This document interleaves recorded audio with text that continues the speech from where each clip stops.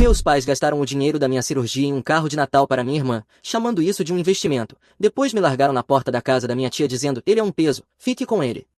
Anos depois, eu voltei à casa deles com documentos legais, encerrando o controle deles para sempre. Ei, Reddit, meus pais deixaram claro que eu não era o filho com quem eles se importavam, então eu fui embora e construí minha própria vida. Achei que isso fosse o fim, mas não foi, então deixa eu começar do começo. Meu nome é Christopher, estou no final dos meus 20 anos agora, trabalho com engenharia de automação e moro com minha tia e meu tio. As pessoas geralmente assumem que houve um momento dramático que nos rompeu, mas não houve, foi um tipo lento de negligência que nunca parecia uma crise até você ser a criança vivendo dentro disso. Eu percebi cedo que eu não fazia realmente parte da ideia de família deles, eu era mais como algo que eles administravam, não alguém de quem cuidavam. Meus episódios de pressão baixa começaram quando eu tinha cerca de 6 anos, em um segundo eu estava bem em pé, no seguinte minha visão ficava embaçada, minhas pernas pareciam ocas e eu precisava me segurar em algo antes de cair. Os professores reagiam rápido, as crianças encaravam, a enfermeira da escola sabia meu nome no primeiro mês. Não doía, era só constrangedor e imprevisível.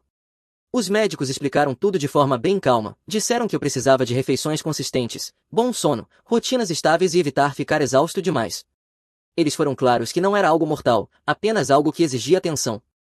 Weston se prendeu à parte do não é mortal e parou de ouvir. Vitória assentiu educadamente, mas eu via seus olhos vagando como se tivesse coisas melhores para pensar. A partir daí eu não fui tratado como uma criança com um problema de saúde, eu fui tratado como um pequeno incômodo recorrente. Minha irmã Riley era 2 anos mais nova, mesmo ainda pequena ela atraía toda a atenção, tinha energia, velocidade, confiança, tudo o que Weston adorava. Ele falava para qualquer um que quisesse ouvir sobre o potencial dela, nunca usou essa palavra comigo. Vitória, por outro lado, focava na imagem, queria que os vizinhos achassem nossa casa perfeita, filhos perfeitos, comportamento perfeito, feriados perfeitos, especialmente os feriados. As decorações de Natal eram colocadas cada vez mais cedo a cada ano, mas mesmo naquela época eu entendia que não eram para o calor da família, eram cenários, algo que ela podia apontar e dizer olha como estamos indo bem. A vida diária foi mudando aos poucos, não foi de uma hora para outra. Riley recebia porções maiores porque gastava mais energia, ela ficava com os melhores lanches porque precisava de combustível para os esportes, eu ficava com o que sobrava. Às vezes era suficiente, às vezes não. Ninguém perguntava como eu me sentia sobre isso. Vitória me disse uma vez, você não precisa de comida pesada, você não fica correndo por aí. Weston disse algo parecido, chamando isso de uso inteligente de recursos. Eu não entendi o que ele queria dizer até ficar mais velho e ouvi-lo chamando Riley de o investimento. Ele disse isso casualmente numa tarde enquanto Riley mostrava um novo truque de basquete. Ela é quem vai nos levar a algum lugar, ele disse a um vizinho, o Chris é diferente. Ele não disse com maldade, disse como um fato. A partir daí eu não podia participar de nenhuma atividade, nem coisas simples como clubes da escola. Você vai desmaiar e causar problemas, dizia Weston. Vitória acrescentava que não conseguia lidar com episódios em público. Não era preocupação, era irritação. Eu via outras crianças fazendo coisas normais enquanto eu ficava de lado. Os professores me tratavam como se eu fosse quebrar se me esforçasse demais, eles tinham boa intenção, meus pais não. Reclamar nunca ajudava, se eu dizia que estava com fome, Weston dizia que eu estava sendo dramático, se eu falava que algo era injusto, Vitória mandava eu não começar discussões. Riley não era cruel com nada disso, ela era só uma criança que não entendia o desequilíbrio, ficava animada com presentes de Natal ou equipamentos novos e me mostrava, e eu fingia não me importar. Eu aprendi que reagir a qualquer coisa podia desencadeá-los, o silêncio mantinha tudo estável. Quando fiz 12 anos, eu entendi aquela casa melhor do que muitos adultos, entendi os humores deles, sabia quando Weston estava de mau humor e eu devia ficar invisível, sabia quando Vitória estava se preparando para falar com os vizinhos e precisava de Riley por perto para atuar como sua criança adorada. Eu sabia que se eu tivesse um episódio durante um dos dias de exibição da Vitória, ela me olharia com uma expressão que as pessoas geralmente reservam para insetos no chão. Riley recebia entusiasmo, planos, elogios, conversa sobre o futuro. Eu recebia lembretes silenciosos para não causar problemas. Ela fazia parte da imagem que eles apresentavam ao mundo, eu era a parte que ficava fora da câmera. Não houve uma explosão, apenas um padrão constante que nunca parava, e no fim daquele ano eu aceitei algo que a maioria das crianças nunca precisa pensar naquela casa, eu não era alguém em torno de quem eles construíam uma vida, eu era apenas alguém que precisava ficar fora do caminho. Eu tinha 13 anos quando as coisas finalmente se tornaram inegáveis. Riley tinha uma grande apresentação de basquete naquela manhã de sábado, algo que Weston exaltou como se fosse um evento de elite. Ele repetia é aqui que começa, Riley, muitos olhos em você hoje. Ela tinha 11 anos, mas ele falava com ela como se já fosse uma atleta profissional. Eu acordei me sentindo estranho, minhas pernas estavam fracas e minha cabeça parecia desconectada do resto do corpo. Entrei na cozinha e disse baixo que não estava me sentindo bem.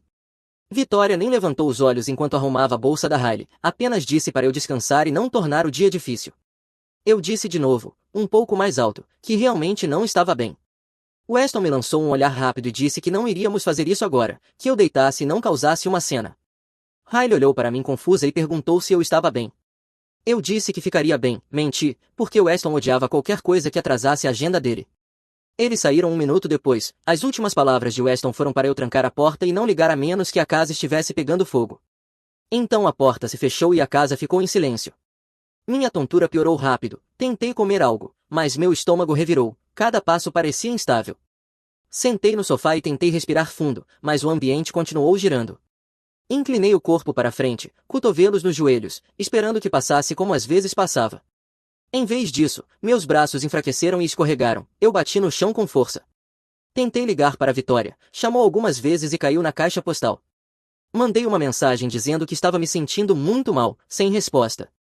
Meus dedos estavam dormentes enquanto eu deslizava a tela para ligar para os serviços de emergência. Minha voz saiu fraca quando a atendente respondeu, eu acho que estou desmaiando, estou sozinho. Ela me manteve falando, mas tudo estava desaparecendo. Fique onde você está, a ajuda está a caminho, ela disse. A voz dela parecia estar a quilômetros de distância. A próxima coisa que eu soube foi que acordei olhando para um teto que eu não reconhecia. As luzes do hospital estavam fracas e um monitor apitava de forma constante ao meu lado.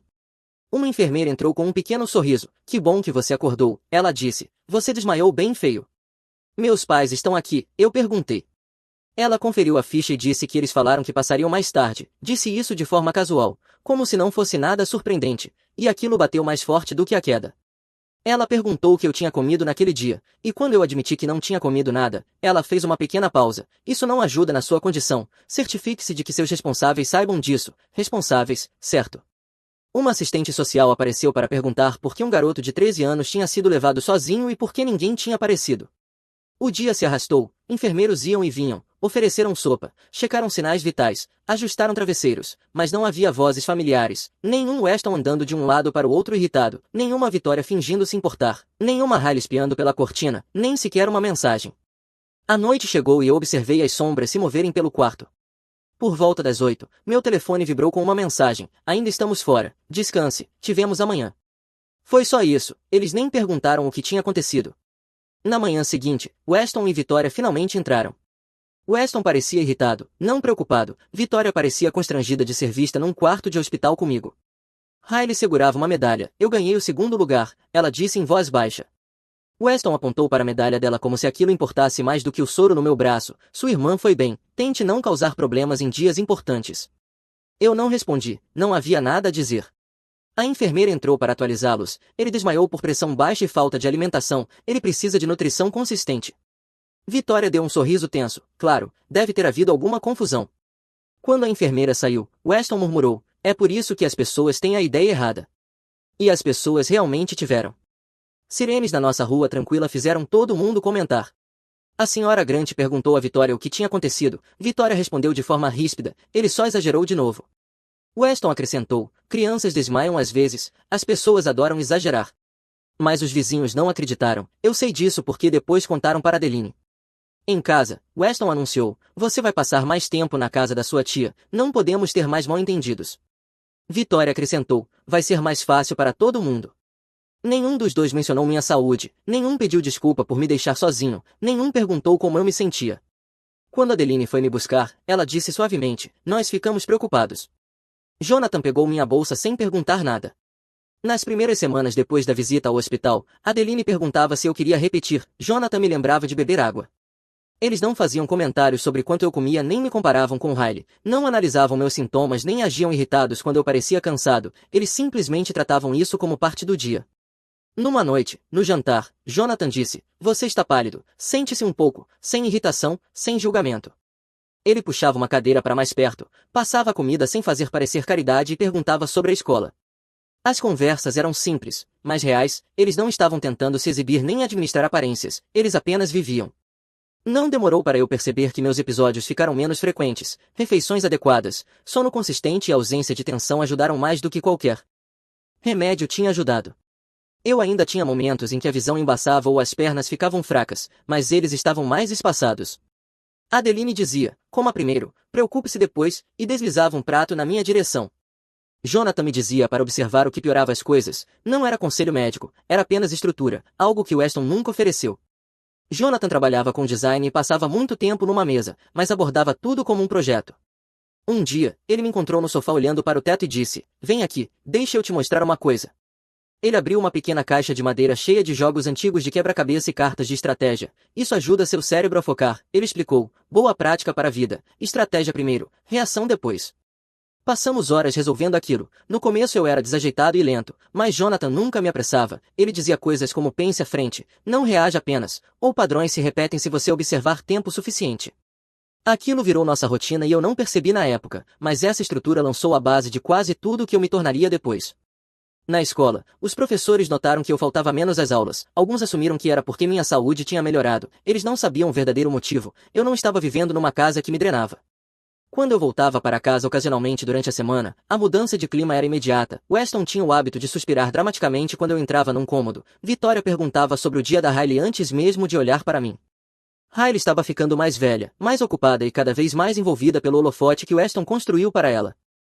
Ela mal tinha tempo de notar qualquer outra coisa quando Riley começou a entrar em mais ligas de viagem. Weston ficou ainda mais obcecado com a agenda dela. Ele se gabava para vizinhos, treinadores, até entregadores, dizendo que ela era dedicada, que tinha futuro. E se eu passasse por perto durante essas conversas, ele não parava de se gabar, apenas falava mais alto, como se quisesse afogar a minha existência. Ele também começou a dizer coisas como o Chris praticamente não mora mais aqui, como se isso fosse motivo de orgulho. E Vitória sempre assentia, aliviada por ter menos complicações. Eles diziam isso ao alcance dos meus ouvidos às vezes, não tentavam esconder. Durante uma entrega de fim de semana, Weston ficou na porta da casa da Adeline e disse que eu me saía melhor ali de qualquer jeito, não com gentileza, apenas com resignação. Adeline não respondeu a ele, mas colocou a mão de forma suave no meu ombro quando ele foi embora, como se quisesse compensar o tom que ele usou. A transição para ficar ali em tempo integral aconteceu devagar, mas de forma clara. Primeiro foram os fins de semana, depois as noites de escola, depois semanas inteiras. Adeline começou a separar uma gaveta para as minhas roupas. Jonathan comprou uma mesa pequena e disse para eu fazer meus trabalhos ali. Não houve uma conversa formal sobre isso, eles simplesmente abriram espaço para mim, e eu aprendi a me mover dentro dele. Quando eu tinha 17 anos, a casa deles parecia mais um lar do que a minha de verdade. Vitória ainda me convidava ocasionalmente para feriados ou fotos, na maioria das vezes quando precisava parecer mãe nas redes sociais. Weston não discutia, ele só queria focar nos jogos da Riley e na atenção crescente que ela recebia. A mudança final veio de forma inesperada. Weston apareceu numa tarde com minhas malas já arrumadas no porta-malas, não avisou nada, apenas estacionou em frente à casa da Adeline, levou tudo até a varanda e deixou-o lá. Estou ocupado com a agenda da Riley, ele disse, é melhor assim, menos confusão. Nenhuma discussão, nenhum plano, nenhuma emoção, apenas uma decisão. Adeline saiu para fora, atônita, dizendo que ele não podia simplesmente, mas ele a interrompeu, ele praticamente mora aqui, então é melhor oficializar. Depois se virou, entrou no carro e foi embora. Eu fiquei ali parado vendo as lanternas traseiras desaparecerem. Não houve briga aos gritos, nem portas batendo. Weston não precisava de drama. Ele largou minha vida numa varanda, foi embora e tornou a mensagem oficial. Riley era a criança que ele estava criando, e eu era a criança que ele estava colocando em outro lugar. Naquele momento, com meus pertences sentados na varanda do único lar estável que eu já tinha conhecido, eu entendi a verdade com clareza. Eu não tinha sido expulso, eu tinha sido substituído. Como eu ainda era menor de idade, Adeline entrou com o pedido de guarda. Weston e Vitória assinaram sem brigar. A essa altura, eles não estavam tentando me trazer de volta, estavam tentando me transformar no problema de outra pessoa. Fazer 18 anos deveria ter parecido um passo rumo à vida adulta, mas aquele inverno deixou claro que eu já estava por conta própria muito antes disso. Minha saúde tinha ficado em grande parte estável na casa da Adeline e do Jonathan, mas os episódios de desmaio ainda iam e vinham. No começo de dezembro, eles se tornaram frequentes o bastante para que Adeline insistisse que eu visse um especialista novamente. O médico revisou anos de exames e recomendou uma cirurgia, nada experimental, nada extremo, mas necessária. Adiar isso aumenta o risco de novas quedas, ele explicou, se possível deve ser marcada logo. Adeline assentiu imediatamente, fez perguntas, anotou tudo, estava preparada para ajustar qualquer coisa para que desse certo. Weston e Vitória, no entanto, reagiram como se alguém tivesse pedido que doassem um rim. Quando Adeline ligou para eles, a primeira resposta de Weston foi que agora absolutamente não, o pior momento imaginável. Ele não perguntou sobre riscos nem urgência, só perguntou sobre o custo. Vitória acrescentou que eram as festas, que não podiam lidar com contas médicas durante o Natal, que isso arruinaria tudo, arruinaria tudo. Essa frase ficou na minha cabeça, mesmo eu já estando acostumado com aquele tom vindo dela. Depois disso, Jonathan me chamou de lado e perguntou como eu me sentia. Eu disse que estava cansado, mas não surpreso. Ele não tentou me convencer do contrário, apenas disse que daríamos um jeito. Dezembro chegou rápido. Adeline caprichou na decoração da casa, ela não estava tentando me distrair, o Natal sempre foi a época favorita dela, mas eu percebia que ela esperava que as luzes e o calor ajudassem meu humor. Ela pendurou uma guirlanda na porta, colocou luzes ao longo da escada e montou uma pequena árvore no balcão da cozinha. Jonathan brincou dizendo que ela competia consigo mesma todos os anos. A casa deles parecia um lugar onde o feriado realmente significava algo.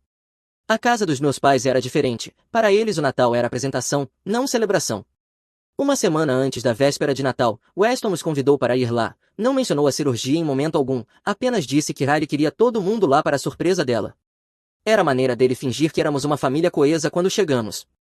A entrada da garagem foi a primeira coisa que chamou minha atenção. Um carro branco brilhante estava estacionado de forma impecável, com um enorme laço vermelho em cima. Parecia algo saído de uma propaganda. Polido, perfeito, caro.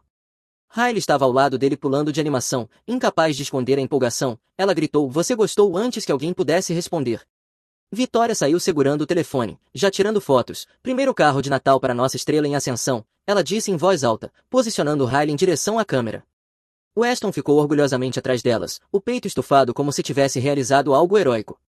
Adeline sussurrou: "Eles não", mas eu já sabia que sim. Weston fez um gesto para que eu me aproximasse. "Dá uma olhada, Chris, vale cada centavo", ele disse, "um investimento de longo prazo". Eu não respondi imediatamente, apenas encarei o laço, o brilho, o peso do preço de tudo aquilo. Minha cirurgia custava menos do que aquele carro. O momento não foi um acidente. Eu perguntei em voz baixa: "Então a cirurgia?" Weston não hesitou: "Não vamos pagar por isso agora", depois acrescentou: "Esse carro faz mais sentido a longo prazo do que bobagem de hospital". Vitória entrou na conversa sem nem olhar para mim: "Não transforme isso numa cena, é Natal". Jonathan deu um passo à frente, mas Adeline levantou a mão, impedindo. Ela caminhou até Weston, a voz firme: "Você negou um procedimento médico de que seu filho precisa para poder comprar um carro". Weston zombou: "Ele está exagerando a urgência". Vitória assentiu: "Médicos sempre fazem tudo parecer dramático. E sinceramente, o Christopher já é velho bastante para lidar com as coisas sem deixar todo mundo miserável". Adeline não levantou a voz: "Não precisou, isso não é sobre drama, é sobre responsabilidade". Weston retrucou: "Não venha me dar lição, a Riley ganha o que recebe". Vitória acrescentou: "Não podemos continuar gastando dinheiro com o Christopher toda vez que ele se sente tonto". Eu senti Jonathan ficar tenso ao meu lado, ele murmurou que as prioridades deles estavam claras. Riley, para crédito dela, parecia dividida, disse baixinho: "Chris, eu não sabia". Ela quis dizer aquilo, mas não entendia o quadro completo. Nada disso era culpa dela, embora fosse parte da justificativa. Adeline finalmente disse: "Chega, o Chris vai ficar conosco de forma permanente, não estamos pedindo aprovação". Weston deu de ombros como se não se importasse nem um pouco, ele praticamente já mora lá mesmo. Vitória cruzou os braços: "Sinceramente, vai facilitar as coisas, ele sempre deixa a casa tensa". Não houve remorso, nem hesitação, eles estavam prontos para perder um filho se isso significasse proteger o próprio conforto. Adeline se virou para mim e disse em voz baixa que poderíamos seguir com a adoção, se fosse o que eu quisesse. Eu olhei para as luzes de Natal enroladas no corrimão da varanda, o ar frio deixava tudo mais nítido. "Sim", eu disse, "eu quero isso". Não foi uma cena, foi uma decisão. Enquanto voltávamos para o carro, o velho e arranhado da Adeline, eu olhei mais uma vez para o veículo novo da Riley. O laço gigante tremulava com o vento como uma bandeira fincada bem no centro da verdade. Naquela noite, Adeline e Jonathan começaram a papelada na mesa da cozinha, e eu parei de pensar em Weston e Vitória como algo que eu precisava consertar.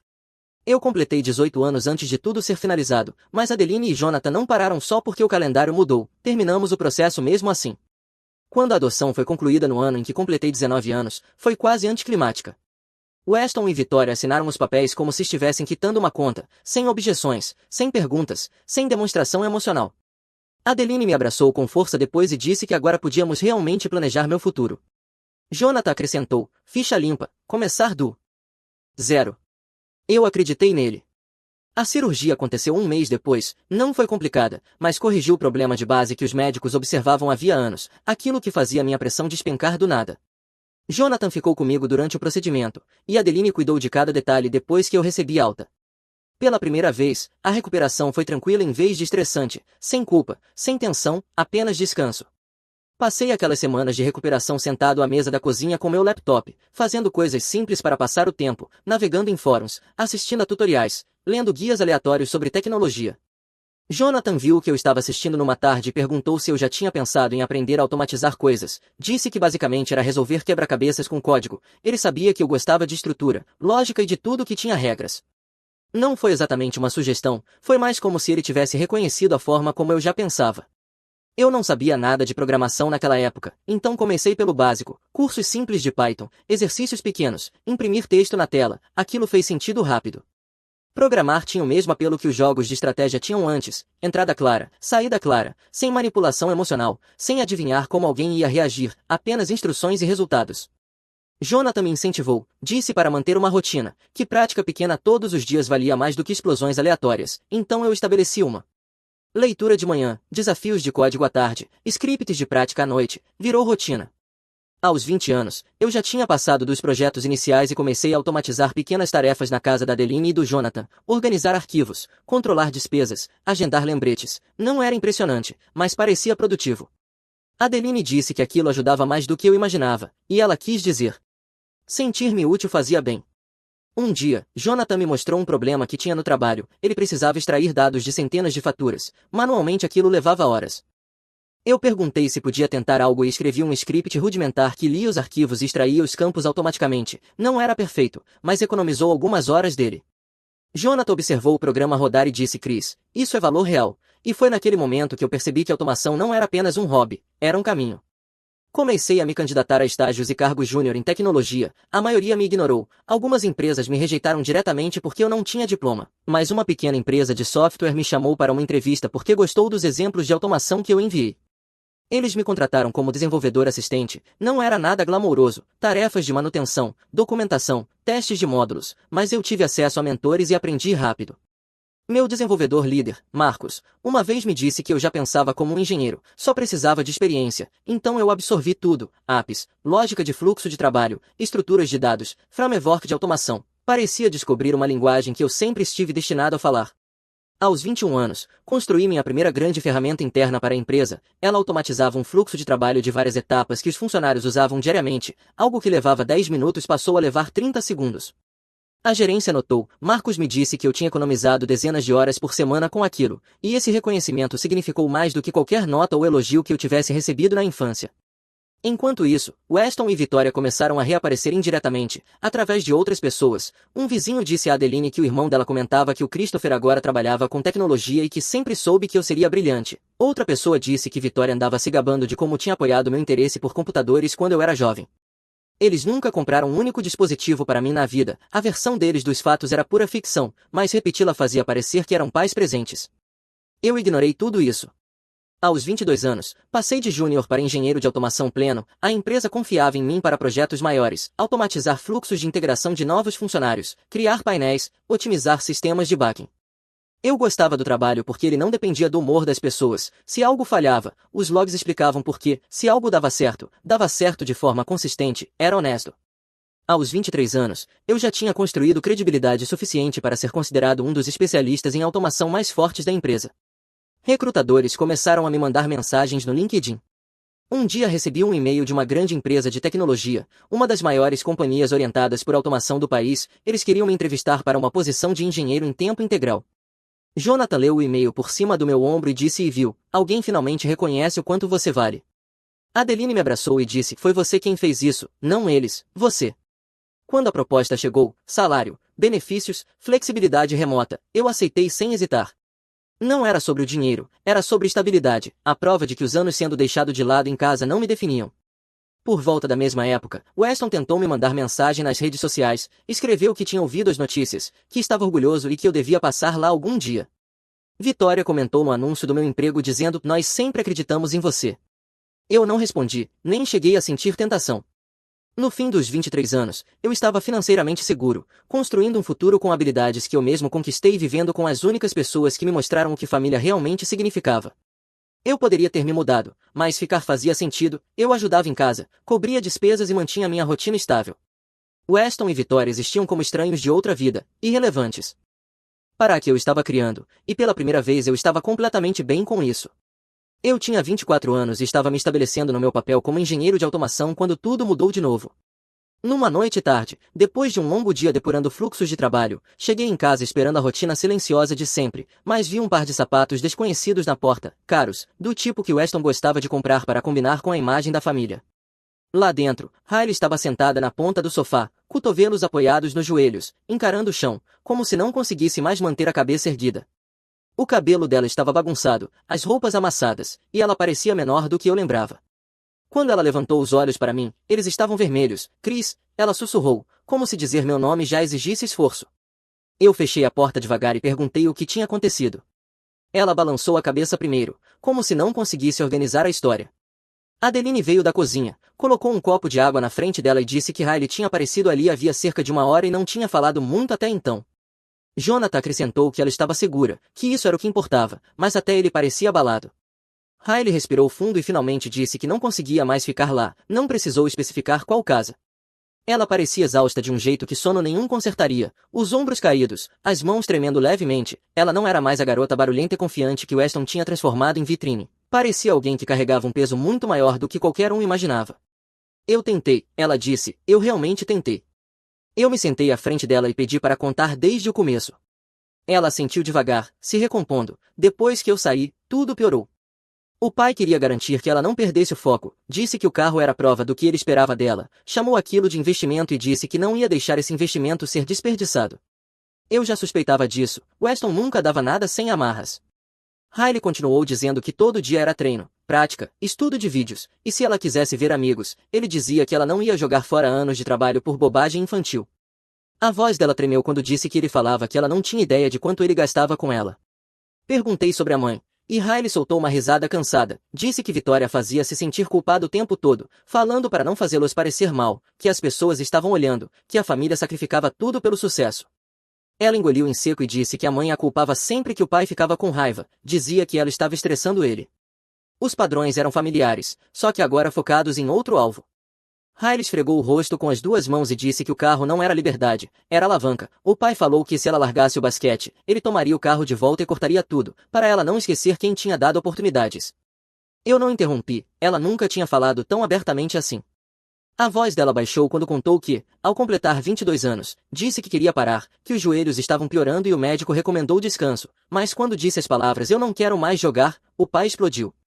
Ela estremeceu ao lembrar que ele gritou por quase 1 hora, chamou-a de ingrata, preguiçosa, dramática, disse que ela estava jogando fora a única coisa pela qual as pessoas a conheciam. Os olhos dela se encheram de lágrimas de novo quando disse que a mãe afirmou que, se ela desistisse, todo mundo acharia que eles tinham falhado como pais. Jonathan cerrou o maxilar ao ouvir isso. Adeline se aproximou e colocou a mão no ombro de Riley, que sussurrou que arrumou uma mochila pequena depois que eles foram dormir, que não sabia para onde ir, mas sabia que não podia ficar, então veio para ali. Eu assenti e disse que ela tinha feito a coisa certa. Ela me olhou como se não tivesse certeza de que acreditava. Adeline se inclinou para frente e disse que ela ficaria conosco, sem condições. O rosto de Riley se desfez, alívio misturado com exaustão. Obrigada, ela respirou. Naquela noite, depois que ela adormeceu no quarto de hóspedes, eu me sentei à mesa de jantar com meu laptop. Jonathan puxou uma cadeira ao meu lado e perguntou qual era o plano. Eu disse que precisava saber todos os direitos dela. Eu não estava lidando com isso de forma emocional, eu encarei como trabalho, objetivo claro, obstáculos definidos, pesquisa estruturada. Riley tinha 22 anos, legalmente era adulta, os pais não podiam forçá-la a voltar para casa, não podiam tirar o carro como punição se o título e o registro estivessem no nome dela, e não podiam assediá-la sem consequências. Passei horas lendo guias jurídicos, leis sobre assédio, ordens de proteção, direitos de moradores e o que documentar caso eles tentassem escalar a situação. Pesquisei como bloquear interferência parental, o que contava como abuso emocional na vida adulta e como preparar provas se tudo piorasse. Adeline se juntou a nós depois de um tempo e avisou que eles iriam culpar a Riley, que sempre culpavam alguém. Eu disse que sabia, e que era por isso que precisávamos estar um passo à frente deles. Jonathan concordou e disse que Weston não aceitaria isso em silêncio.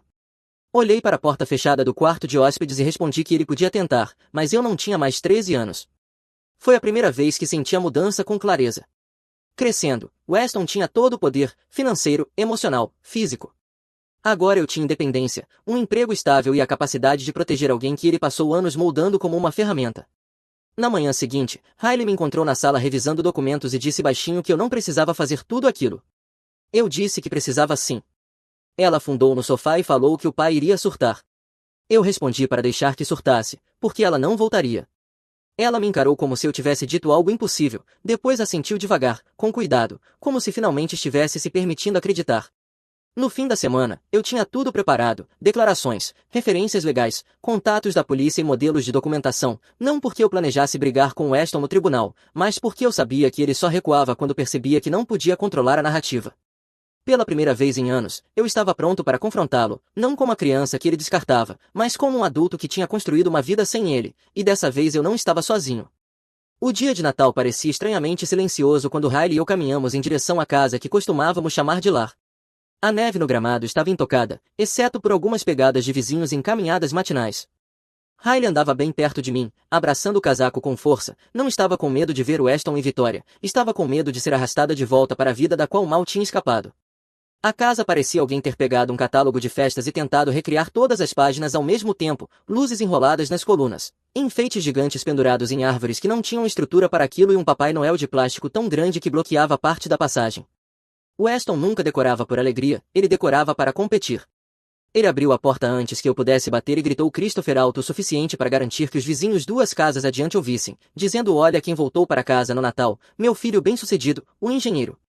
Eu não me movi em direção a ele. Vitória apareceu atrás dele usando um suéter vermelho com lantejoulas que refletiam toda a luz do ambiente. O sorriso dela era largo, mas os olhos calculistas.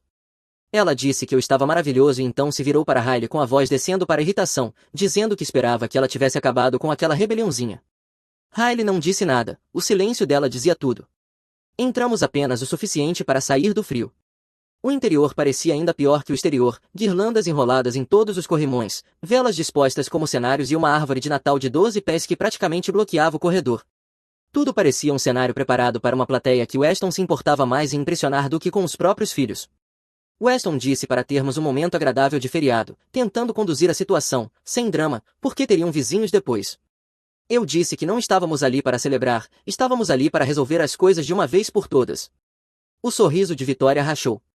Ela pediu para eu não os envergonhar, afinal era Natal. Riley deu um pequeno passo à frente e disse que não ia voltar, que ficaria comigo. Vitória enrijeceu e disse: absolutamente não, que ela estava confusa e sendo influenciada. Riley respondeu mais alto que tinha tomado a própria decisão. A compostura de Weston quebrou instantaneamente.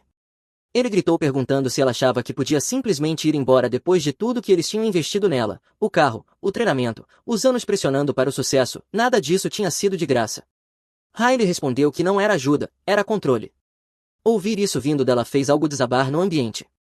Weston apontou para a garagem e disse que se ela estivesse saindo da família, não levaria o carro, que ele mesmo retomaria. A respiração de Riley falhou.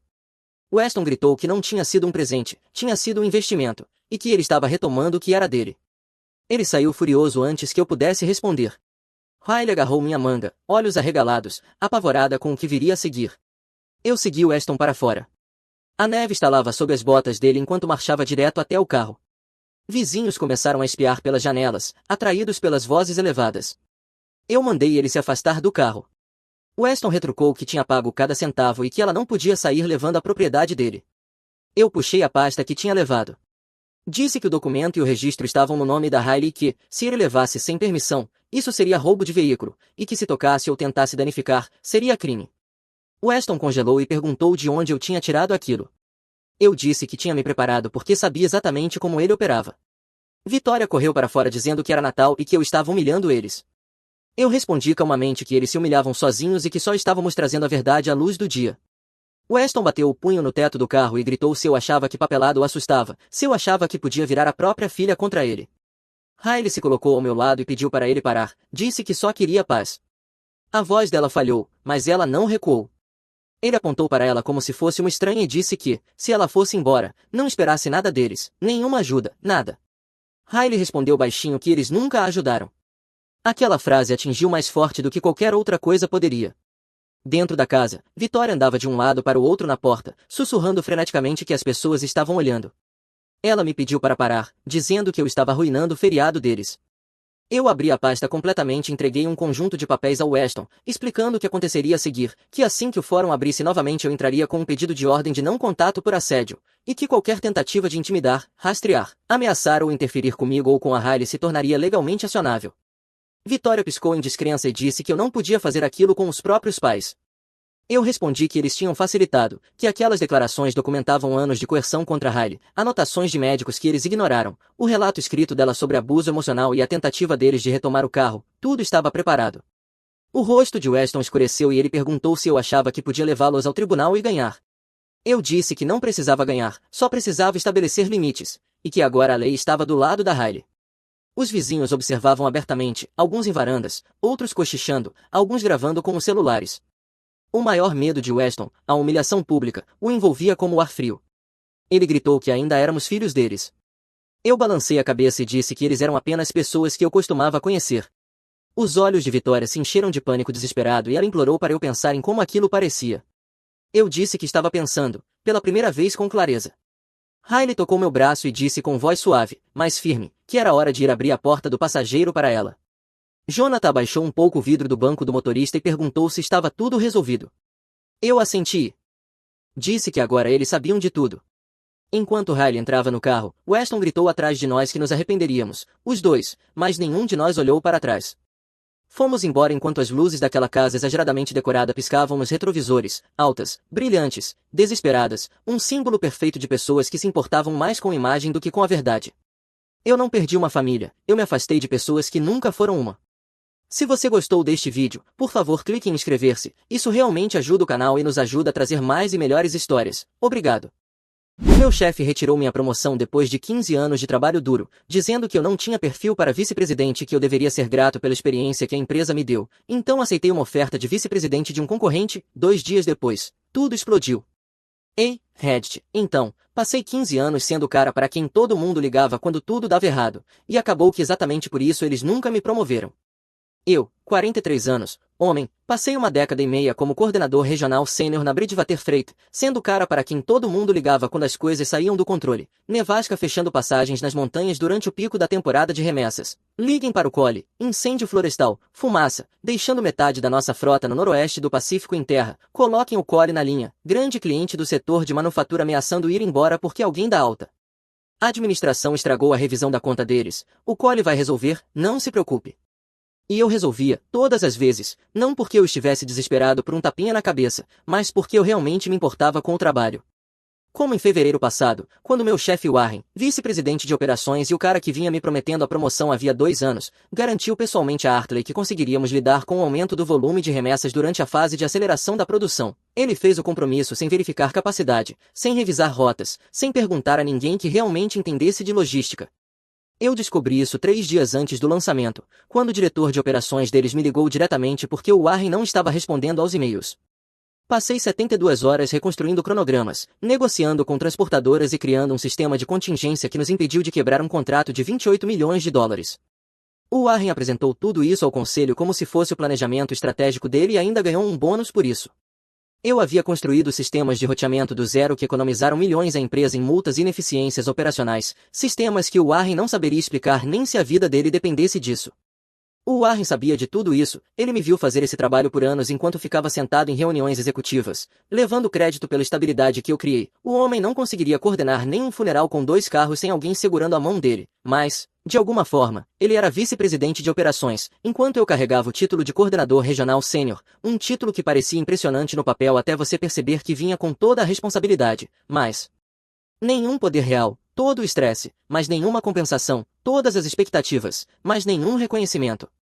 A promoção para vice-presidente ficou pendurada na minha frente por 2 anos, 2 anos de só precisamos da aprovação do conselho, o momento tem que ser o certo e você é definitivamente o próximo da fila, Cole. Eu comecei a documentar tudo por volta do 6º mês, não porque eu seja paranoico, porque não sou, há uma diferença. Cada conversa ia para uma pasta, cada e-mail prometendo o próximo trimestre era salvo, convites de calendário, avaliações de desempenho, a posição de vice-presidente aparecendo como um item aprovado nas projeções orçamentárias. Eu guardei tudo isso.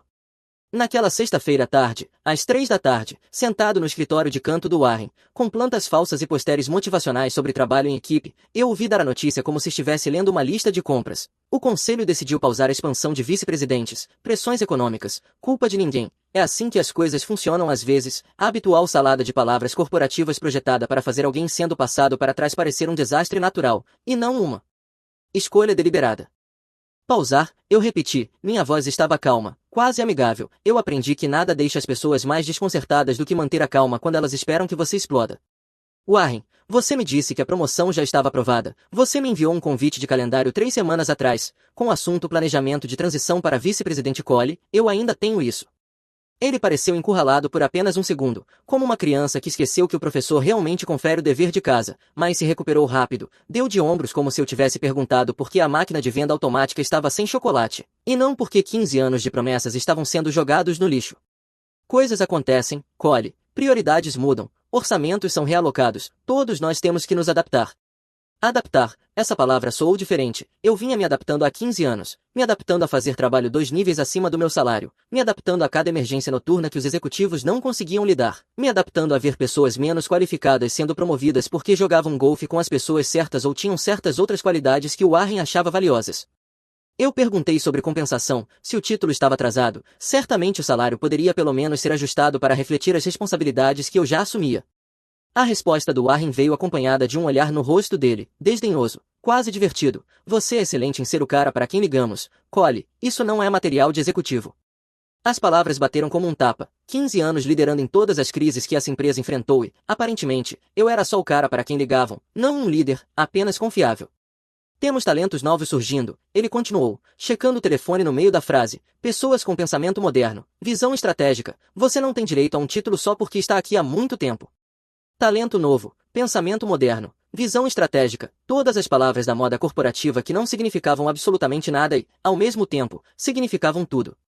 Ele pousou o telefone, olhou para mim como se eu estivesse desperdiçando o tempo dele e entregou a frase que fez tudo se encaixar. Se isso não está funcionando para você, você sempre pode explorar outras opções, mas se quiser ficar, seja grato por ter estabilidade e continue fazendo o que você está fazendo.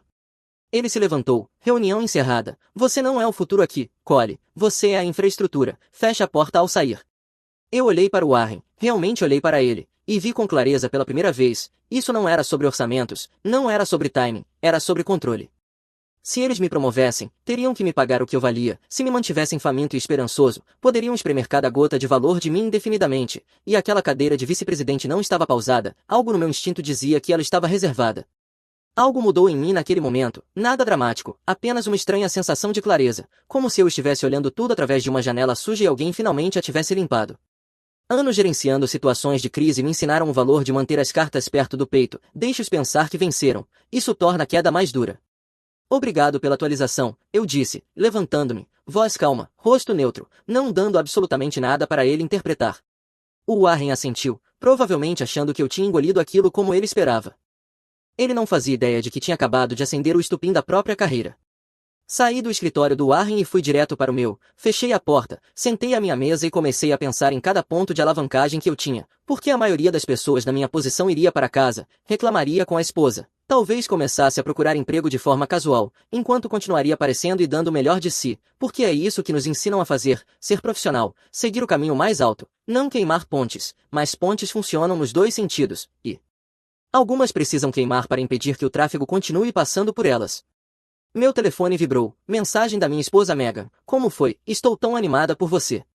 Fiquei olhando para aquelas palavras por um longo tempo. Pensei nos meus filhos em casa, provavelmente se perguntando se o pai ia voltar com boas notícias. Pensei nos meus pais e na conversa que tivemos no mês passado sobre o custo dos remédios deles. Pensei em 15 anos de madrugadas, noites viradas, jogos de futebol perdidos e promessas a Megan de que no ano seguinte seria diferente. Não respondi à mensagem dela, ainda não, eu precisava pensar. Comecei a abrir e-mails que vinha ignorando há meses, recrutadores, ex-colegas que tinham seguido para outras empresas, concorrentes que haviam notado meu trabalho em conferências do setor, todos dizendo variações da mesma coisa. Você está desperdiçando seu tempo na Bridgewater. Eles não te merecem. Venha conversar conosco quando estiver pronto. Um recrutador tinha escrito 2 vezes nos últimos 3 meses. Sua apresentação sobre gestão de crises no Summit de Denver foi exatamente o que estamos procurando em nosso próximo diretor regional. Salário base começa em 140 mil, benefícios completos, opções de participação. Um ex-colega que tinha saído da Bridgewater 5 anos antes e agora comandava as operações em um concorrente havia entrado em contato em agosto. Pare de deixar o Warren levar o crédito pelos seus sistemas. Nós vamos realmente te pagar o que você vale e colocar seu nome no seu próprio trabalho. Eu tinha dispensado todos, cada um deles, porque acreditei na promessa, confiei que 15 anos de lealdade seriam recompensados com algo além de um tapinha na cabeça e um pedido para continuar esperando. Um e-mail me fez parar completamente, com 3 semanas de idade, parado na minha caixa de entrada como se estivesse esperando exatamente por aquele momento. De Nathan, eu conhecia o nome. Todo mundo em logística de transporte conhecia o nome. Ele havia construído a Apex de uma transportadora regional em uma potência que estava abocanhando participação de mercado de empresas 3 vezes maiores. O cara era lendário por 2 coisas: excelência operacional e realmente tratar as pessoas como se elas importassem. O assunto era simples. Você consideraria uma conversa? Eu abri. Cole, acompanho seu trabalho há anos. Suas estratégias operacionais na Bridgewater se tornaram referências em nossos programas de contratação e treinamento. O protocolo de logística de inverno que você desenvolveu em 2019 nós literalmente ensinamos a novos coordenadores. Se algum dia você estiver aberto a liderar em um nível mais alto, temos uma cadeira de vice-presidente que precisa de alguém com seus instintos. Sem jogos, apenas uma conversa entre 2 pessoas que se importam com este setor. Sem talvez, apenas uma declaração direta de valor, vinda de alguém que realmente tinha feito a lição de casa. Digitei uma resposta antes que pudesse desistir. Nathan, obrigado por entrar em contato. Estou disponível neste fim de semana se você ainda tiver tempo. Enviei às 3h38 da tarde, exatamente 38 minutos depois de Warren ter me dito para parar de agir como se eu tivesse direito a alguma coisa. Nathan respondeu em 15 minutos. Amanhã de manhã, 9 horas, sede da Apex, estávamos esperando seu sim. Quando cheguei em casa naquela noite, Megan olhou para o meu rosto uma vez e soube que algo estava errado. As crianças estavam no outro cômodo, então ela me puxou para a cozinha e esperou. Contei tudo a ela, a reunião, o dar de ombros do Warren, a pausa que não era realmente uma pausa, os comentários sobre eu não ser material de liderança, tudo. Ela não disse muito no começo, apenas ouviu. Quando terminei, fez uma pergunta: o que você quer fazer? Quero parar de ser o plano reserva de alguém. Ela sentiu devagar. Então faça. Você deu 15 anos a eles. Eles te mostraram quem são. Acredite neles. Foi isso. 15 anos de casamento e ela ainda sabia exatamente quando empurrar e quando simplesmente me apoiar. Contei a ela sobre o e-mail do Nathan, sobre a reunião no dia seguinte. Vá, ela disse. Ouça o que ele tem a dizer e mantenha os olhos abertos no trabalho. Às vezes a verdade aparece sozinha quando tudo começa a desmoronar. Fui dormir naquela noite sabendo que estava diante de uma encruzilhada. Pela primeira vez em 15 anos eu realmente dormi bem. A sede da Apex parecia pertencer a um universo diferente do prédio de tijolos ultrapassado da Bridgewater, com suas luzes fluorescentes piscando e o carpete que não era trocado desde a administração Clinton. Ali era tudo vidro e aço, linhas limpas, tudo moderno. Era o tipo de lugar em que dava para perceber, apenas caminhando pelo saguão, que as coisas realmente funcionavam do jeito que deveriam. A recepcionista me cumprimentou pelo nome antes mesmo de eu me apresentar. Na Bridgewater, a recepção não conseguia lembrar meu nome nem depois de 15 anos. Nathan me encontrou do lado de fora da sala de reuniões, aperto de mão firme, contato visual direto, zero fingimento. Ele era mais jovem do que eu esperava, talvez na casa dos 40 e poucos anos, mas tinha a presença de alguém que havia conquistado cada pedaço da própria reputação. Sem sorrisos falsos, sem conversa corporativa vazia sobre o clima. Sentamos, e ele abriu uma pasta. Dentro havia impressões de apresentações que eu tinha feito em conferências, um diagrama de processos que eu havia compartilhado em um encontro regional de logística, artigos que eu tinha escrito para publicações do setor, trabalhos que eu compartilhei porque eram bons, e trabalhos bons acabam sendo notados mais cedo ou mais tarde. Estudei o seu trabalho por anos, ele disse. O protocolo de logística de inverno que você apresentou na conferência Western Freight de 2019 nós adaptamos para as nossas operações e reduzimos as multas por atraso em 60%. A estrutura de gestão de crises que você publicou na Logistic Quarterly é leitura obrigatória para nossos novos coordenadores. Você vem compartilhando as melhores práticas com o setor de graça enquanto a Bridgewater leva o crédito, mas eles nunca vão te dar autoridade para liderar porque a sua liderança ameaça deles. Pessoas como Warren precisam que você fique exatamente onde está para poderem continuar fingindo que são eles que mantêm tudo funcionando. Direto, honesto, sem duplo discurso corporativo, eu gostei disso. Você não sabe o que aconteceu ontem, eu disse. Não preciso saber, ele respondeu, recostando-se na cadeira. Eu sei como empresas como a Bridgewater tratam as pessoas que as tornam bem-sucedidas. Elas confundem lealdade com fraqueza. Deixe-me adivinhar, mais um adiamento, mais uma desculpa sobre timing ou orçamento. Talvez uma sugestão para ter paciência. Ele basicamente me disse que eu não tinha perfil de liderança, apenas que eu era bom em operações. Nathan quase sorriu, não de forma arrogante, mas como alguém reconhecendo um padrão familiar. Isso não é uma avaliação das suas capacidades, Cole. Isso é eles protegendo a própria mediocridade. Eles não podem te promover sem expor o quão pouco realmente contribuem. Ele deslizou uma pasta pela mesa. Não era uma promessa, nem um convite para esperar aprovações de orçamento ou reuniões do conselho. Era um contrato de verdade, impresso, pronto para assinar. Vice-presidente de operações regionais, autoridade total sobre a equipe, estratégia e implementação, salário 40% acima do que eu ganhava na Bridgewater, participação por desempenho que seria adquirida ao longo de 3 anos, um bônus de assinatura que quase me fez engasgar e algo que eu nunca tinha tido antes, a liberdade de montar minha própria equipe sem interferência de pessoas que não entendiam o trabalho. Li tudo com atenção, parecia sólido, mais do que sólido, na verdade. Quando você precisa de uma resposta, perguntei. Hoje seria o ideal, disse Nathan, mas entendo se você precisar de tempo para pensar. Eu não precisava de tempo, eu já tinha passado 15 anos pensando nisso. Peguei a caneta e assinei. Nathan apertou minha mão mais uma vez e acrescentou, se você conhecer pessoas boas que merecem algo melhor do que a Bridgewater pode oferecer, estou pronto para contratar talento de verdade. Talento costuma se agrupar em torno de quem o trata bem. Pensei na minha equipe, nos coordenadores seniores que carregavam as contas operacionais mais pesadas havia anos sem reconhecimento, no especialista cujas soluções logísticas economizaram centenas de milhares para Bridgewater enquanto supervisores levavam o crédito, nas pessoas constantes e confiáveis que mantinham a coordenação técnica de pé, algo que metade da gerência nem entendia. Não fiz promessas, não precisava, porque eu sabia de algo que o Warren nunca entendeu. Lealdade funciona nos dois sentidos, e a Bridgewater estava ficando sem uma enquanto distribuía a outra para pessoas que não mereciam nenhuma das duas. Passei a tarde de domingo fazendo algo que nunca tinha feito antes na Bridgewater. Documentei minha saída de forma adequada. A maioria das pessoas escreve uma carta de demissão de 2 frases e encerra o assunto. Eu escrevi um memorando de transição, profissional, minucioso, do tipo que parece útil na superfície, mas que na verdade expõe cada lacuna que você está prestes a deixar. O memorando cobria tudo o que era crítico, processos operacionais que eu havia criado e mantido, protocolos de roteamento de inverno e onde a documentação estava, cadeias de escalonamento de clientes e histórico de relacionamentos, acessos a sistemas que eu controlava e como transferi-los, avaliações de risco para as próximas temporadas de envio, lacunas de conhecimento que precisariam ser tratadas, renovações e negociações em andamento. No final, acrescentei uma linha, estou disponível para consultoria a $450 por hora após o término do meu aviso prévio, caso necessitem de assistência com planejamento de transição ou continuidade operacional. Eu sabia que eles não pagariam, esse não era o ponto. O ponto era criar um rastro de papel mostrando que eu tentei ajudar, ao mesmo tempo deixando absolutamente claro quanto conhecimento institucional estava saindo pela porta. Depois escrevi minha demissão, profissional, limpa, aviso prévio de 2 semanas, agradeci pela oportunidade, não mencionei o Warren, não mencionei promessas quebradas, não mencionei nenhum dos motivos reais da minha saída. Enviei os 2 documentos no domingo à noite, às 11h47, e-mail para o RH com cópia para o Warren e cópia oculta para minha conta pessoal para fins de documentação. Às 11h52, recebi um e-mail automático informando que minha conta da Bridgewater Freight havia sido desativada. 5 minutos. Eles cortaram meu acesso em 5 minutos. 15 anos e não conseguiram esperar até a manhã seguinte para desligar a chave. Isso me disse tudo o que eu precisava saber sobre como me viam, não como um ativo, mas como um risco no momento em que me tornei inconveniente. O Warren ligou para meu celular à meia-noite. Eu não atendi. Ligou de novo à meia-noite. Novamente à meia-noite. Deixou uma mensagem de voz que apaguei sem ouvir. Enviou um e-mail à 1 da manhã com um assunto urgente. Precisamos discutir imediatamente. Marquei como lido e fui dormir.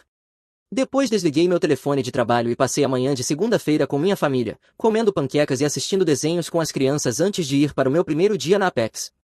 Meu primeiro dia na Apex começou às 8 da manhã, novo escritório, mesa limpa, janela com vista para o distrito, nenhuma crise me esperando quando entrei, nenhuma mensagem desesperada de motoristas presos em passagens de montanha, nenhum Warren rondando a minha porta fingindo ser o responsável por manter tudo funcionando. Eu mal tinha feito login no sistema quando meu telefone pessoal começou a vibrar, uma sequência contínua de notificações. Isso me disse que algo significativo estava acontecendo na Bridgewater. A primeira mensagem foi um e-mail encaminhado. Um dos meus coordenadores seniores havia apresentado sua demissão às 8h07 da manhã, com efeito em 2 semanas. Ele tinha me dito uma vez, durante um turno noturno brutal, se você sair algum dia, Cole, eu vou logo atrás, só estou aqui porque você torna isso suportável. Nunca achei que ele falasse literalmente, mas aparentemente falava. Às 9 horas da manhã, outro encaminhamento, a demissão de um segundo coordenador, mais curta, mais fria, sem nenhuma tentativa de suavizar com formalidades profissionais. 2 frases, estou me demitindo com efeito em 2 semanas. Por favor processem meu pagamento final de acordo. Às 9h55 da manhã, um terceiro membro da equipe, a carta dele foi a mais simples. Sou grato pela experiência, é hora de crescer em outro lugar. 3 demissões em 2 horas. Eu não tinha dito uma palavra a nenhum deles, não os recrutei, não dei nenhuma dica, não fiz absolutamente nada além de sair, mas eles estavam esperando alguém ir primeiro. Meu telefone tocou às 10 horas da manhã, Warren. Quase deixei cair na caixa postal, mas eu queria ouvir qual ângulo ele tentaria. Cole, sem cumprimento, apenas meu nome como uma acusação, precisamos falar sobre o que você fez. Warren, 3 demissões esta manhã, 3 coordenadores seniores, o RH já está perguntando se você falou com eles. Eles são adultos, tomaram suas próprias decisões. Espera, sons de digitação, vozes abafadas ao fundo, não se faça de idiota, você sai na noite de domingo e, na segunda-feira, toda a minha equipe de operações vai embora, isso fica feio e você sabe disso. Eu enviei um memorando de transição detalhado. Um memorando. Ele riu sem humor. Alguém bateu a porta dele. Não agora, Cole. Você acha que um memorando cobre 15 anos de... Olha, não estou te acusando de nada, mas isso parece coordenado. Mantive minha voz firme. Se você acha que tem um caso, registre, não me faça escalar isso. O conselho está furioso. O RH está literalmente no meu escritório agora documentando tudo. Quando eles perguntarem por que isso aconteceu, vou dizer o que vi. Isso fica feio e você sabe disso. Não leve nossas coisas com você. Você deveria dizer a verdade, Warren, que você teve 15 anos para reter as pessoas que construíram seus sistemas. A voz dele ficou mais fria. Pare de falar como se não entendesse. Você saiu, sabotou a transição. Esses são os fatos. Quando o conselho perguntar sobre falhas operacionais, vou garantir que eles entendam de onde isso veio. Tem mais alguma coisa? Sim, ele fez uma pausa. O telefone dele vibrava ao fundo. As pessoas falam, isso te segue. Você realmente quer seu nome ligado a esse tipo de saída? Eu documentei meu trabalho, ofereci suporte de transição e segui em frente. Se a empresa não consegue funcionar sem uma pessoa, isso é um problema estrutural que você deveria ter resolvido anos atrás. Depois de tudo que fizemos por você, a voz dele falhou levemente. Estou tentando te proteger aqui. Entre numa chamada com o RH. Diga que não recrutou ninguém. Diga que não fazia ideia de que eles estavam saindo. Não, Cole, isso pode ficar feio, bem feio. Não diga que eu não avisei. Você ainda vai ouvir de pessoas que escrevem e-mails. Clique. Mega levantou os olhos do café. Ela tinha ouvido o tom da minha voz do outro cômodo. Warren? Sim, tentando me assustar, disse que eu roubei a equipe dele. Você roubou? Não, eu saí, eles seguiram, há uma diferença. Ela estudou meu rosto. Você está bem? Estou, ele está blefando e, mesmo que não esteja, eu documentei tudo. Ótimo, então deixe ele tentar. Aqui está a parte que ninguém te conta sobre como as coisas desmoronam. Não explode, apenas começa a falhar silenciosamente. Um e-mail sem resposta porque ninguém sabe quem cuida daquela conta. Uma remessa atrasada porque o conhecimento das rotas alternativas saiu pela porta. Uma pergunta de cliente que fica sendo repassada entre 4 pessoas, nenhuma delas com o conhecimento institucional para responder. Na terça-feira, eu já recebia mensagens de funcionários com quem não falava havia anos, pessoas encarando sistemas que não entendiam e problemas que não conseguiam resolver. Todas as mensagens tinham a mesma energia, pânico disfarçado de consulta profissional. Cole, ninguém sabe como funciona o protocolo de redirecionamento de inverno. O Warren está tentando fazer engenharia reversa a partir das suas anotações, mas está faltando contexto. A cadeia de escalonamento com transportadoras não está funcionando. Perdemos 3 prazos prioritários e os clientes estão ligando direto para a linha executiva. O representante da Hartley ligou gritando. Ninguém sabe quais são os procedimentos de contato alternativo deles. O Warren mandou ligar de volta amanhã.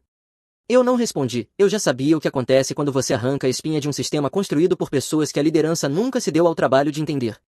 A quarta-feira trouxe a primeira reclamação pública de cliente. Um cliente do setor de manufatura publicou em um fórum da indústria sobre uma remessa atrasada que a Bridgewater não conseguiu explicar. O novo coordenador a encaminhou por uma transportadora que eu havia colocado explicitamente na lista negra depois de eles terem falhado conosco 2 vezes durante condições de inverno. A informação estava na documentação de transição, destacada inclusive. A transportadora perdeu a janela de entregue em 9 horas. Um cliente de 37 milhões de dólares enviou uma reclamação formal à equipe executiva, 41 mil em multas. Foi aí que o Warren cometeu seu primeiro erro de verdade, não a falha de roteamento, aquilo foi incompetência.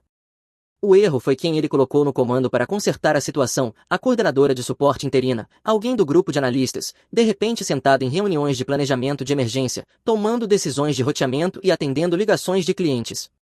O Warren apresentou isso como uma cobertura operacional temporária, mas qualquer pessoa com olhos sabia o que realmente era, a mesma analista que vinha passando em frente ao escritório dele no último ano, aquela que ele acompanhava com o olhar quando achava que ninguém estava prestando atenção.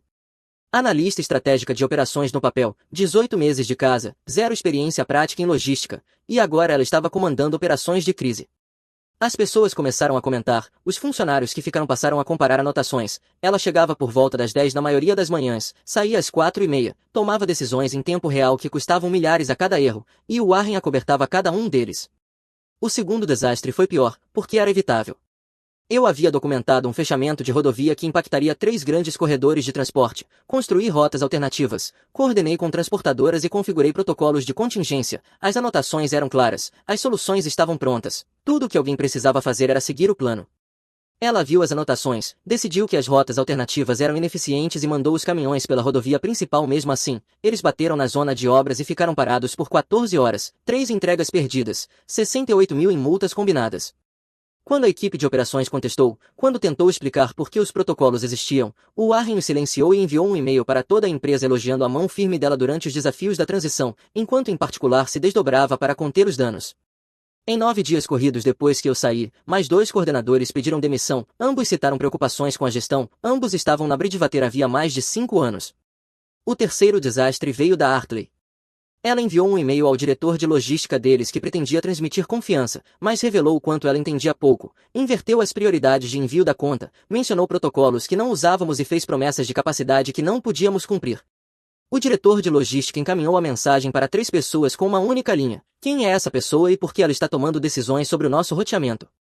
Esse e-mail chegou à equipe executiva da Bridgewater em menos de 1 hora. A confiança do cliente estava evaporando, as métricas operacionais estavam em queda livre, a equipe estava perdendo talentos. E a solução do Warren foi manter a mesma pessoa desqualificada no lugar, esperando que o sangramento parasse sozinho. 12 dias corridos depois que eu saí, veio o golpe. A Hartley rescindiu o contrato, 28 milhões anuais perdidos. Um segundo grande cliente seguiu 3 dias depois, suspendeu o contrato pendente de revisão operacional e depois cancelou de vez, 31 milhões anuais. O setor comenta, quando a operação de um grande coordenador de frete implode, todo mundo sabe em 48 horas. Clientes que estavam considerando a Bridgewater passaram a ter sérias preocupações, negócios que estavam 90% fechados desmoronaram, concorrentes começaram a circular e as demissões continuaram. 15 dias corridos depois que eu saí, mais uma saída, dia 16, mais 2, dia 19, ainda sangrando, e ao fim da terceira semana, 9 funcionários-chave tinham ido embora, as pessoas que realmente sabiam como as coisas funcionavam. O Warren continuava enviando e-mails para toda a empresa falando de perseverança, trabalho em equipe e de como a equipe de transição estava fazendo um ótimo trabalho sob circunstâncias desafiadoras. Ninguém mais acreditava nele, nem os funcionários, nem os clientes, nem os membros do conselho que faziam perguntas diretas sobre o que diabos estava acontecendo. O colapso não foi dramático, foi sistemático. Um prazo perdido virou 3, virou 10, um cliente perdido virou 2, virou 5, uma demissão virou 3, virou 9. Em algum ponto dessa matemática, a Bridgewater passou de operação estável para empresa em crise. Tudo porque o Warren passou 15 anos priorizando as coisas erradas. A segunda ligação veio 3 semanas depois de Warren ter me dito que eu não tinha perfil de liderança. Quando vi o nome dele às 2h47 da tarde de uma quinta-feira, eu soube exatamente o que era.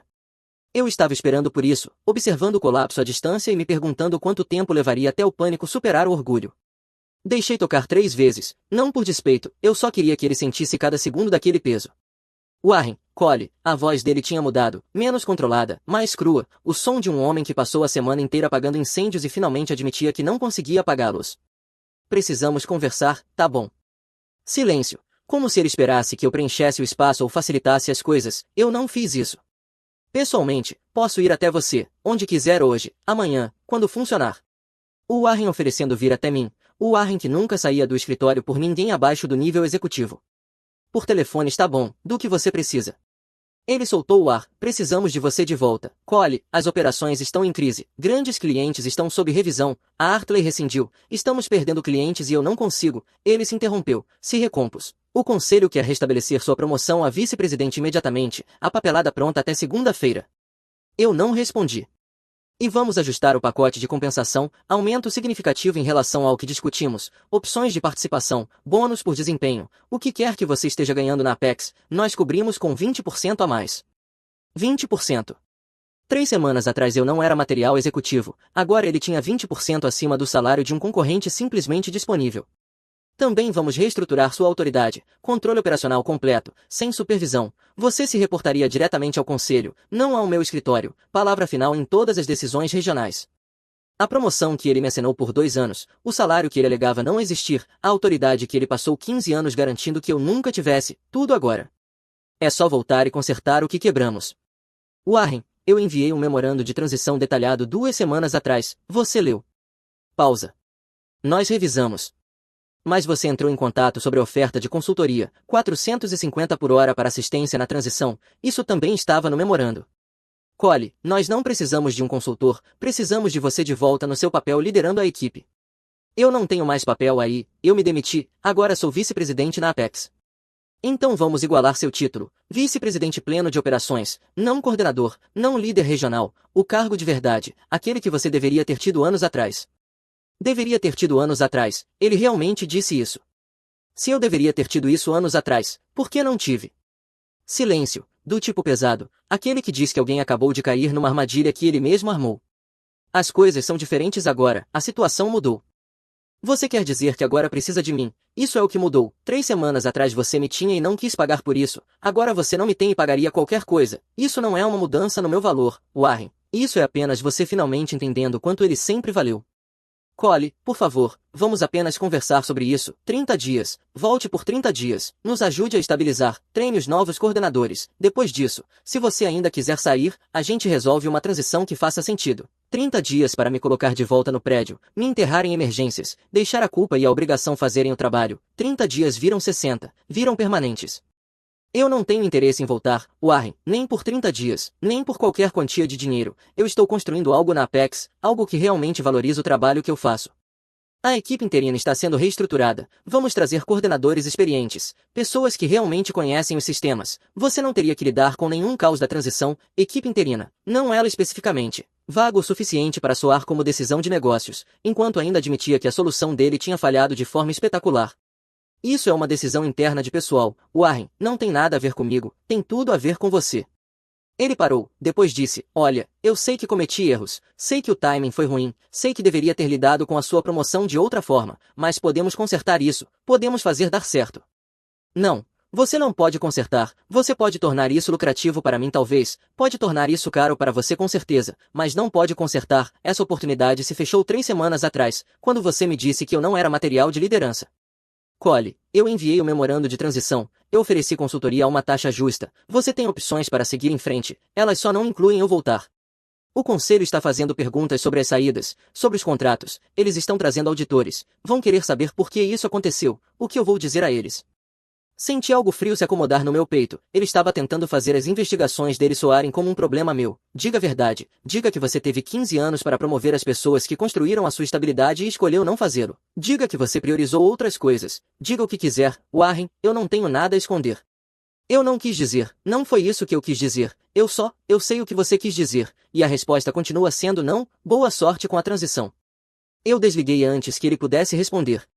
A Mega mandou mensagem naquela noite. Você está bem? Sim. O Warren ligou, me ofereceu tudo, eu recusei. Bom, você merece mais do que tudo vindo de pessoas que deveriam ter te dado algo quando realmente importava. Ela estava certa, como sempre.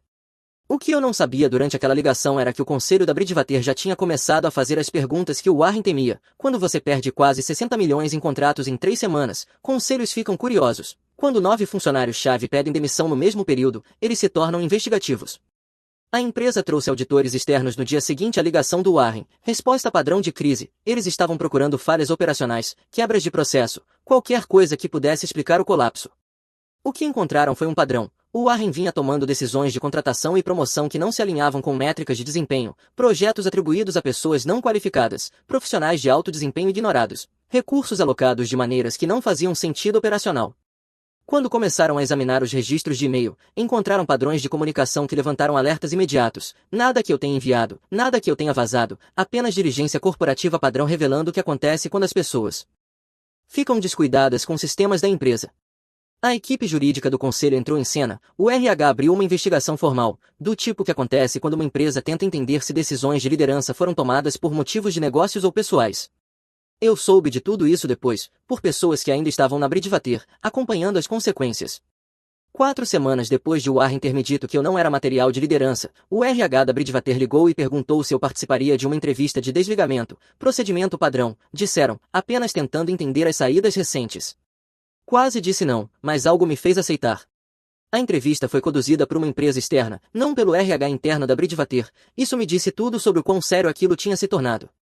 A entrevistadora foi profissional, minuciosa, fez boas perguntas sobre minha decisão de sair, a maior parte era padrão, compensação, ambiente de trabalho, relacionamento com a gestão. Depois ela perguntou sobre a promoção a vice-presidente. Mantive-me nos fatos, falei sobre o cronograma de 2 anos, os adiamentos repetidos, a reunião em que o Warren disse que o cargo estava pausado, mencionei o convite de calendário que ele havia enviado 3 semanas antes, intitulado Planejamento de Transição para Vice-Presidente, e como isso não se alinhava com a alegação dele de que o conselho tinha pausado a expansão. Então ela perguntou se eu tinha alguma preocupação sobre os processos de tomada de decisão na Bridgewater.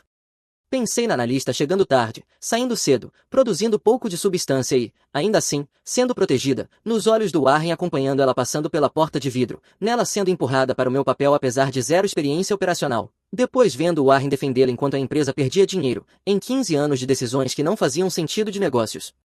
Você deveria revisar conflitos de interesse em decisões de contratação e promoção, eu disse com cuidado, particularmente em torno do cargo de vice-presidente das designações operacionais interinas subsequentes. Foi isso, uma linha, sem acusações, sem detalhes, sem drama, apenas uma observação profissional que qualquer investigador competente seguiria. A entrevistadora fez uma anotação, agradeceu pelo meu tempo e a ligação terminou. Voltei ao trabalho na Apex e não pensei muito nisso.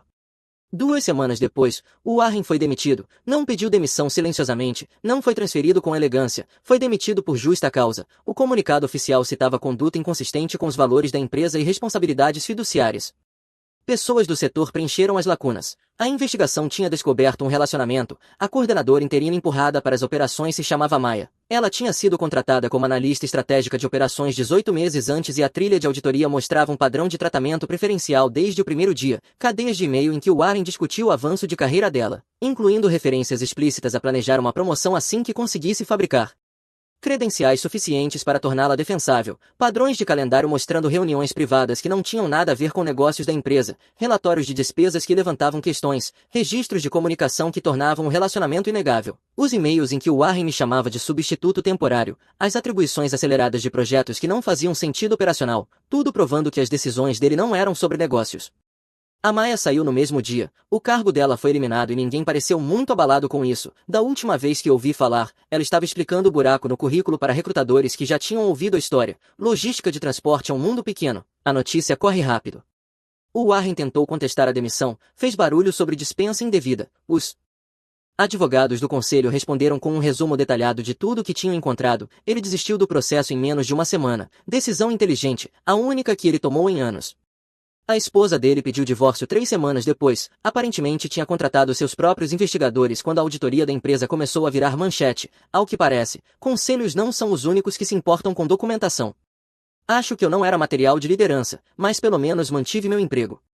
Se você gostou deste vídeo, por favor clique no botão de inscrição, isso realmente ajuda o canal e nos permite trazer mais e melhores histórias. Obrigado.